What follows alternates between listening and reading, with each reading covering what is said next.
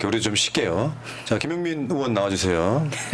네. 자, 이런 상황들을 보면 이제 박정원 대령 계속 얘기하는 것처럼 대통령이 경로하지 않으면 발생할 수 없는 아주 이상한 일들이 벌어지고 있어요. 증인 다시 한번 물을게요. 대통령 경로 증인이 듣고 박정원 대령에게 얘기했습니까? 안 했습니까? 저는 아까도 말씀드렸지만 자, 그거에 대해서는 증인. 그러지 않겠습니다.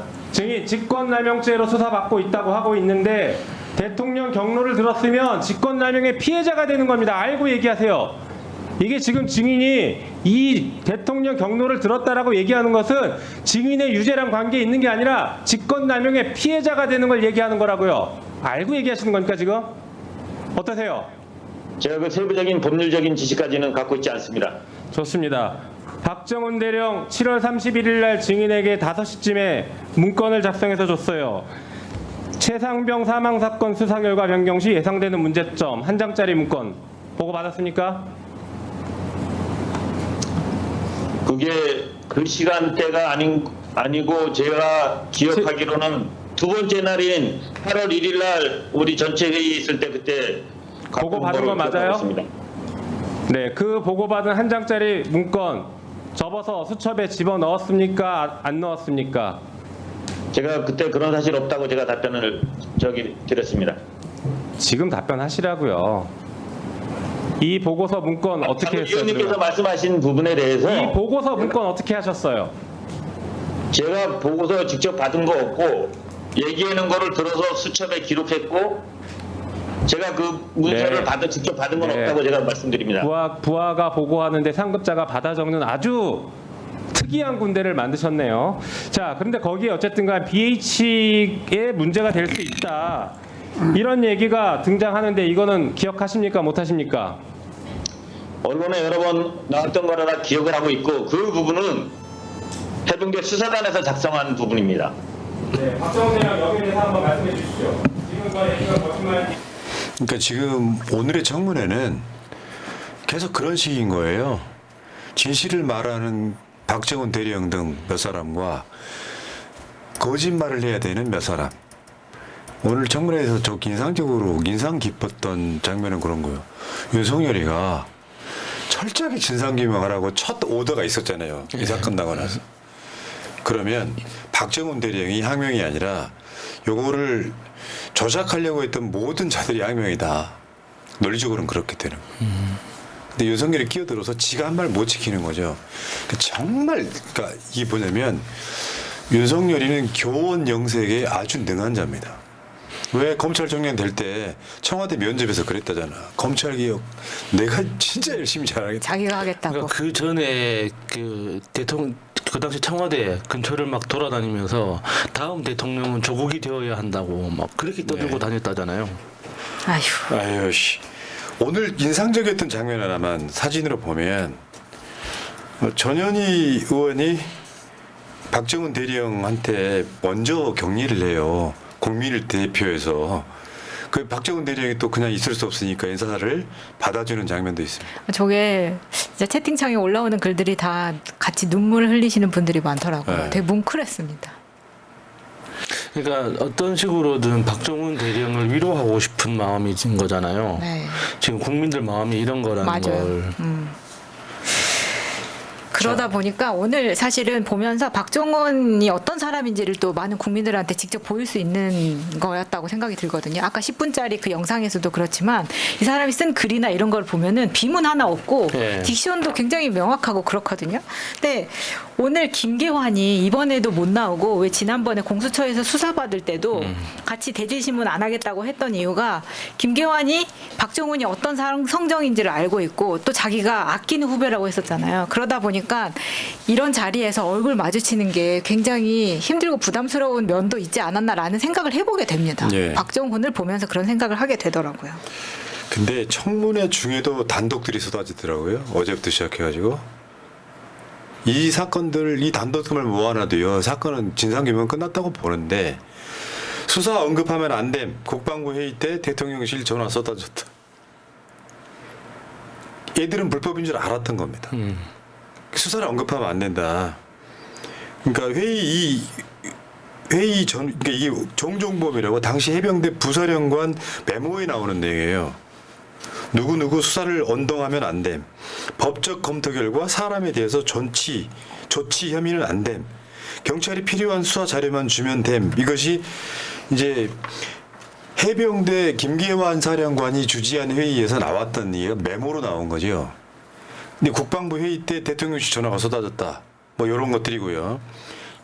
디테일로 한번 보겠습니다. 너무 많이 나오니까 다 기억도 안 나. 큰 얼기만 잡고 가시면 돼요. 그러니까 아까 보셨던 그 거미줄 같은 그래프 있잖아요. 박현택 의원실에서 만들었던 거. 그걸 지금 표로 보면 이런 상황이라는 겁니다. 그러니까 네. 사실은 셀 수도 없을 만큼 회의 때 저렇게 간섭을 했다는 거죠. 그 실제로 오늘 그 청문회에서는 굉장히 높은 자리에 있는 고위직들만 나왔잖아요.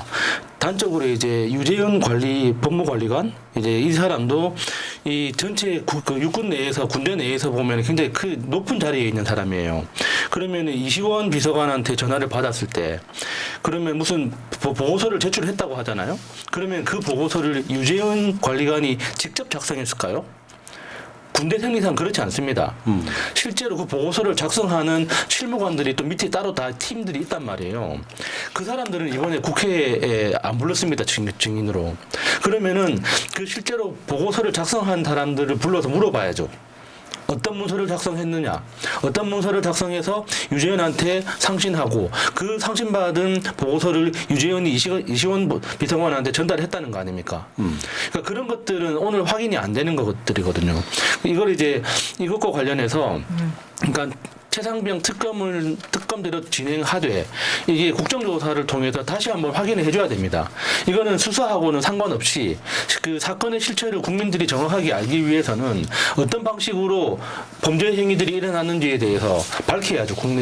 예. 국회 내에서. 자, 오늘 청문회 중에 나온 단속이에요. 한겨레 건데요. 이종섭 보좌관, 임성근 혐의 제외. 재검토 초기부터 압박을 했다. 재검토 초기라 하면 경북경찰청에서 수사 기록을 탈취하고 나서 그때부터 재검토가 들어가잖아요. 근데 이 국방부로 가져온 거예요. 해병대 차원에서 국방부 차원으로 넘어온 거예요. 그 초기부터 계속 압박했다는 거죠. 저게 이제 오늘 압박 많이 받았는데 저 박진희 보좌관이 우즈베키스탄에 가 있는 동안에도 문자 텔레그램을 통해서 이런 거를 보도 자기가 임의로 했다. 이 부분에 대해서 굉장히 질타를 많이 받았습니다. 그다음에 하나 더 있습니다. 유재은이 박정훈 압수수색 날 용산 법률 비서관실과도 통화. 이시원하고 통화했다는 이야기죠. 그러니까 이런 식으로 해서 월계를 법률 비서. 이것이 너무 복잡하지만 큰 틀에서 보면 무슨 이유 때문인지는 여러분들이 다 아셨어요. 그거에 의해서 누군가 윤석열이를 닥달하는 윤석열보다 높은 존재가 하나 있었던 거야. 네. 윤석열이 뭔가 처음에는 경로까지 했는데 수사 방향이 안 바뀌니까 이제는 직접 나서서 통화하기 시작하는 거예요. 7월 31일 날 경로하기 전에 전날 무슨 일인가가 관저에서 있었을 가능성이 높고 근데 경로까지 했는데 상황이 안 바뀌니까 8월 2일 날은 직접 전화를 때리잖아요.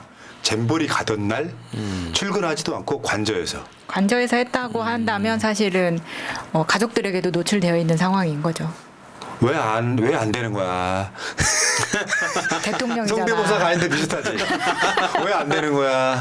그러니까 유재은이 이 단독이 다시 보니까 법률비서관이라고 하면 사실 공직기관이 아니니까 이시원이 아니고 법률비서관은 사실 주진우 검사가 있었던 곳이잖아요. 그 법률비서관과도 통화를 했다는 거면 확실하게 대통령실이 움직였다라고밖에 볼 수 없는데 지금 유재은이 10일 후면 퇴직이라고 해요. 그러다 보니까 그러면 이제 방출되는 거잖아요. 이 다음에는 어떻게 될 것이냐. 오늘도 계속해서 항명에 따른 무단 이첩에 대해서 자기는 따랐다라고 밖에 말을 안 하거든요. 사실은 10일 후에 퇴직이기 때문에 오늘 뭔가 이야기를 하지 않을까라고 기대를 했던 측면이 있기는 한데 계속 본인 방어에 굉장히 급급합니다. 그냥 간단하게 한번 봅시다. 저자들 나와서요 개인처벌 면하려고 저러는 거예요. 임성근부터 네. 시작해서 개인처벌 면하겠다는 거고 두 번째는 윤석열의 권력이 아직 죽지 않았기 때문에 말을 못하는 게 있는 거죠. 그러니까 오늘 나온 첫 번째 이유가 자기를 지키기 위한 거잖아요. 조건 바뀌면 어떻게 될까요? 바로 돌아서죠. 특히나 바로 지금 돌아섭니다. 유재현 관리관은 이미 법원에서 많은 이야기를 했다는 이야기가 나오고 있습니다. 이미 증언대에 올라가서 법원 증언대에서는 엄청나게 많은 이야기를 했고 이게 거짓말을 하는 게 자신한테 유리할 게 전혀 없다는 걸 알고 있기 때문에 유재현으로서는 자기를 방어할 수 있는 최소한을 지금 보여주고 있는 거죠. 그리고 오늘 또 특이했던 장면이 뭐냐면 임성근이 자기가 이미 2번이나 사임을 하겠다고 이야기했지만 되지 않았다라고 말을 한 부분이에요. 거기에서 정청래 의원이 그러면 지금 당장 오늘 사표서 사표 쓰겠으니까 정말 한 10번 넘게 그렇게 물어보죠. 압박을 합니다. 저는 이런 부분이 국민이 보고 싶어 했던 장면 아닌가 싶습니다. 오늘 이종섭 등이 선서 거부를 했잖아요. 근데 거기에 이종섭 변호인이 기자들한테 돌리는 내용을 한번 읽어볼게요. 현재 공수처에 고발되어 수사를 받고 있는 피고발인 신분으로 특검 법안의 수사 대상에도 그 고발 내용이 포함되어 있음. 법률상 증인 선서 및 증언을 거부할 수 있는 권리가 있다고 생각함. 여기에 대해서는 해석이 좀 분분한데 오늘 정청래 위원장이 정리를 잘해주고 있어요.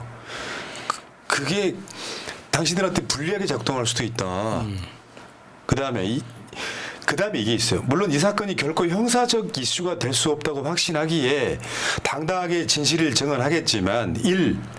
현재 수사 중인 고발 사건과 관련하여 특검을 포함한 수사기관의 그릇된 사실관계 및 법리 판단으로 공소 제기 당할 위험성이 남아있는 상황이고 여기까지 자기 실드예요. 2.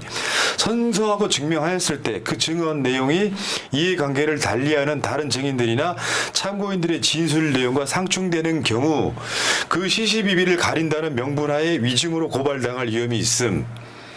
이러한 위험을 감수해야 하는 상황에서 방어적으로 증언하는 것보다 오히려 더 적극적으로 성실하게 증언하기 위해 증언 선서를 거부하는 거지. 뭔 개소리야. 뭔 말이에요? 그러니까 이렇게 요약하면 우리끼리 입을 다 못 맞췄어요. 조금만 시간을 더 주시지 왜 이렇게 급하게 불렀냐. 이런 그래서 이야기죠. 아까 그 거미줄 같은 전화 연결됐던 표 있잖아요. 사람이 그렇게 많아지면 입 맞추기가 그렇게 힘들어지는 거예요. 각자의 명분이 있어야 되기 때문에. 근데 그러다 보니까 오늘 이종섭이 어떻게 했습니까? 사전에 그 들어가기 전에 말할 기회를 줬을 때 이종섭이 당황하면서 이런 시간이 있는 줄 모르고 미처 준비를 못했다고 말을 합니다. 저는 그런 부분이나 아니면 뒤에서 정청래 의원한테 굉장히 압박당하는 질문을 받을 때 이종섭이 정말 저러다 우는 거 아니야? 싶을 정도로 그 멘탈을 그대로 보여주더라고요, 이종섭은. 자, 이쯤에서 또 청문회장으로 마이크를 넘기겠습니다. 다 받아주세요. 예. 네. 대통령 경로가 있었을 당시 그 대통령의 경로를 견디고 버티는 것이 쉽지 않은 일이었을 텐데 그 당시 상황까지는 박정훈 대령이나 김계환 해병대 사령관이 동지였어요. 그렇죠? 같은 생각. 예, 맞습니다. 그런데 박정훈 대령은 VIP 경로에도 불구하고 거기에 굴복하는 것이 해병대 정신에 맞지 않다 이렇게 생각해서 버틴 거고 그러다 보니 보직해임도 되고 항명수계죄로 이렇게 고생하는 거 아닙니까? 맞습니까? 예, 결론적으로 그렇습니다. 네. 근데 중간에 이종섭 장관이나 김계환 해병대 사령관은 VIP 경로 이후에 본인들의 생각을 바꾸었다라고 우리가 생각할 수 있겠죠? 예, 저는 그렇게 생각합니다. 네, 알겠습니다. 자, 다음은 전현희. 네, 다음은 전현희 의원님 신문하시죠. 네, 김계환 사령관에게 짧게 질문하겠습니다. 당시에 이종섭 장관이랑 함께 회의를 할 때에 이종섭 전 장관이 여단장을 피혐의자에서 빼라고 한 사실이 있나요? 여단장을 빼라고 했던 사실이 아니라 여단장은 어떠한 다른 혐의가 없는데 왜 혐의자에 포함되어 있냐고 저는 그렇게 기억을 같은 얘기 아닌가요? 아닙니다. 여단장을 빼라고 했던 게 아니라 왜 혐의자에 포함되어 있냐고. 그러면 거기에 대해서 물어보냐고 수사 책임자들은 그걸 넣습니까? 장관이 빼라고 왜 들어갔냐 이러면 그대로 둡니까? 아니면 뺍니까? 이후에 어떻게 됐습니까? 여단장 뺐습니까? 아닙니까? 여단장 포함되어 있었습니다. 당시에 김동혁 국방부 검찰단장이 김계환 사령관을 방문해서 조사를 했었죠. 네, 첫날 그랬습니다. 그때 조사하는 혐의가 어떤 거였습니까? 그 박대관 전 수사단장에 대한 항명죄와 관련된 이런 부분에 있어서 참고인으로 조사를 김기현 했던 사령관을 집단 한명 수괴죄로 조사를 한 거 아닙니까? 그거 아닙니다. 내가 쿠데타에 사실입니까? 일으켰다고 생각을 했다. 책임질 네, 수 그 제가- 있습니까? 갖고 왔던 저거에 봤던 부분입니다. 김동혁 검찰단장은 누구 지시로 조사를 하러 왔습니까? 국방부 차원에서 왔기 때문에 아마 장관님 지시로 오신 거 아닌가 생각합니다. 대통령 지시라는 얘기는 없었습니까? 그런 건 전혀 없습니다. 네, 이상입니다. 네. 나머지는 다른 증인을 하겠습니다. 나머지 시간. 그럼 계속 하시면 됩니다. PPT를 띄워야 돼요. 저보고 어떻게 하라는 거죠? 그러니까 끝나고 김기현 사령관 끝나고 PPT 준비할 시간이 를 필요하군요. 띄우고 하겠습니다. 알겠습니다. 다시 한번 마이크 다시 가져올게요. 이제 계속 그게 반복되는 거죠. 숨기려는 자들, 거짓말하는 자들. 중요한 건요. 우리가 여기서 얻어낼 건 사실상 없어요. 진실이 나와버리면 특검이 필요 없는데 나올 리도 없겠지만 그 특검으로 향해 가는 데 있어서 쟤들이 거짓말을 한다는 느낌만 받으면 됩니다. 더군다나 공수처의 한계, 대통령이 수사 못하는 거, 그 한계들이 있기 때문에 아마 생각보다 청문회가 빨리 끝날 수도 있겠다. 도대체 나올 게 없잖아요. 네, 맞아요. 이종섭이 하는 때도 똑같고 김규환도 화상 연결을 했지만 자기 자리 지키려고 저 계속 거짓말하는 느낌이 있고요. 이시훈 같은 애들 거짓말할 당연히 임성근이는 이 사건의 핵심이기 때문에 계속해서 실드를 칠 거고 자기 실드를 그러면 이제 청문회가 빨리 끝나고 생각보다 저녁에 밤에 아마도 최혜병 특검법을 법사위 통과를 시킬 것 같고요. 아까 말씀드린 것처럼 방송 관련한 방송 개혁법도 통과를 시킬 것 같고요. 땅땅땅 할 것 같고 그렇게 되면 이제 다음 주 월요일 날 국민의힘이 들어오냐 마느냐가 결정이 되고 그러면 아마 다음 주 중에 본회의를 통과할 수도 있다. 왜냐하면 그래야 7월 19일까지 날짜를 맞추거든. 촉박하네요. 과방위 저 방송 3법 이런 것들은 마찬가지로 MBC 박문진 이사가 바뀌는 걸 막기 위해서인데 사실 두 법은 윤석열이 거부권 행사할 가능성이 매우 높죠. 그럼 그걸로 끝나지 않는다는 거예요. 봅시다. 내가 봤을 때는 내 목표예요 개인적으로. 올 가을을 넘기지 않았으면 좋겠습니다. 진심. 그 추석 밥상 올라가기 전에 그렇게 기대하면 되겠습니까? 이 목표는 딱 정해져 있습니다. 윤석열 탄핵입니다. 어떻게 견뎌요? 이번에 저 박찬대 원대하고 추경호하고 서로 협상하는데도 그런 이야기들이 나오잖아요. 총선 끝나고 윤석열은 하나도 바뀌지 않았다. 예를 들면 이게 결국 제가 이제 계속 말씀드리고 게 정치는 명분의 예술이다 이렇게 표현하잖아요. 국민들이 예전 그 고정관념대로 왜 민주당이 독주하냐 이렇게 이야기를 할 수도 있겠지만 민주당한테는 그런 명분이 있는 거예요.